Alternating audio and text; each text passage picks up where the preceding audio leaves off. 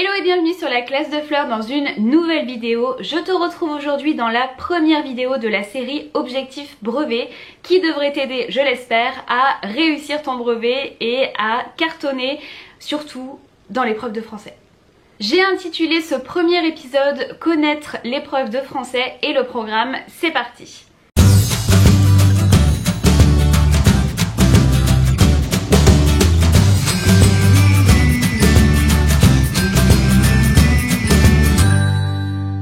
L'épreuve de français au brevet dure 3 heures et peut te rapporter jusqu'à 100 points. Pour rappel, voici ici un petit détail des points que tu peux obtenir aux différentes épreuves du brevet. Le français et les mathématiques peuvent te rapporter chacun 100 points. L'histoire géo et l'EMC peut te rapporter 50 points, de même que les sciences. Et puis ton oral final te rapportera aussi jusqu'à 100 points, ce qui fait un total de 400 points pour les épreuves finales. Comme tu le sais, l'autre partie des points peut être gagnée pendant le contrôle continu et c'est souvent ce qui peut te permettre d'obtenir une mention. Donc surtout, on ne lâche rien et on travaille toute l'année. Qu'en est-il du contenu du sujet de français? Il y a dans ton sujet de français plusieurs éléments et l'épreuve se divise en 2 temps. Dans la première partie de l'épreuve, tu vas recevoir un extrait de texte littéraire accompagné d'une série de questions. Il est précisé dans les sujets qu'il y a possiblement une image, ce qui était le cas dans le dernier sujet du brevet, mais il semble aussi possible que tu ne reçoives qu'un texte sans illustration, sans image, sans photographie. Évidemment, s'il y a une illustration, elle est forcément en rapport avec le texte qui t'est proposé. Alors ça ne veut pas dire que les idées sont les mêmes, ça peut être aussi des idées contraires, mais il y a forcément une thématique ou un lien entre les deux. Tu as 1h10 pour répondre au questionnaire qui peut te rapporter 50 points. Dans cette partie, il y a 2 catégories bien distinctes. On va tout d'abord évaluer ta capacité à comprendre et à interpréter le texte littéraire pour voir si tu as compris l'extrait qui t'est proposé grâce à des questions de compréhension concernant les personnages, les thématiques, etc. etc. Et ensuite la partie grammaire et les compétences linguistiques qui cette fois-ci vont évaluer ta capacité à analyser grammaticalement une phrase, un mot, à conjuguer des verbes, à faire des relevés précis dans le texte. Les 20 minutes qui suivent seront ensuite consacrées à l'exercice de la dictée que les élèves adorent et qui peut rapporter jusqu'à 10 points. Il s'agit d'un texte littéraire d'environ 600 signes et si tu veux faire un exercice, je te laisse aller revisionner le live que j'avais fait il y a quelques mois dans lequel on travaillait le dernier texte qui avait été donné à la dictée du brevet. Une fois que tu as réalisé le questionnaire et la dictée, tu vas donc avoir l'immense bonheur de faire une petite pause et de t'aérer un peu avant la deuxième partie de l'épreuve. Tu auras ensuite 1h30 pour traiter le sujet de rédaction de ton choix qui pourra te rapporter jusqu'à 40 points, ce qui n'est pas négligeable. Parmi les 2 sujets au choix, il y aura un sujet d'interprétation ou d'imagination qui consiste à inventer par exemple une suite, à s'inspirer de l'extrait pour imaginer une situation, à créer un dialogue imaginaire entre plusieurs personnages par exemple, et un sujet d'argumentation avec une question souvent bien plus ouverte qui nécessite de donner ton point de vue sur tel ou tel sujet.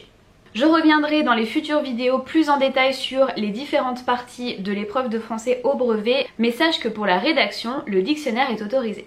C'est chouette quand même. Un petit mot maintenant sur le programme de français en 3e. Il y a ce qu'on appelle des objets d'études, des thématiques qui sont les mêmes pour tous les collégiens de France. C'est-à-dire que tous les 3e de France vont étudier ces mêmes thématiques. Toutefois, les professeurs de français ont la liberté, plus ou moins grande, de choisir d'étudier telle ou telle œuvre pour tel ou tel objet d'étude. Donc, le premier objet d'étude est se raconter, se représenter, qui va te permettre de travailler tout ce qui est récit autobiographique. Donc je rappelle que l'autobiographie, c'est l'écriture de sa propre vie. Et tu pourras aussi aborder l'autoportrait, donc l'équivalent dans le domaine artistique de l'autobiographie. Deuxième thématique, dénoncer les travers de la société, qui va te permettre de réfléchir sur la société et sur le monde qui t'entoure. Donc c'est une thématique qui est très large. dans laquelle tu vas pouvoir étudier soit du théâtre, soit du roman ou même de la poésie en fonction des choix de ton professeur. Souvent ce sont des sujets qui sont reliés à l'histoire, je pense par exemple aux guerres, je pense par exemple aux conditions de vie et à l'évolution des sociétés, par exemple avec des thématiques comme l'esclavage, et aussi travailler des œuvres engagées, des satires, etc.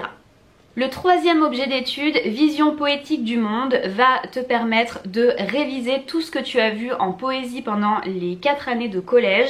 Donc il va s'agir de revoir tout le vocabulaire spécifique. D'ailleurs si tu n'es pas au point sur la versification, je t'invite à voir cette vidéo et à aller un petit peu plus profondément dans l'interprétation des textes poétiques et leur sens plutôt que dans l'analyse pur et dur de ceci est un alexandrin, ceci est un tercé, etc.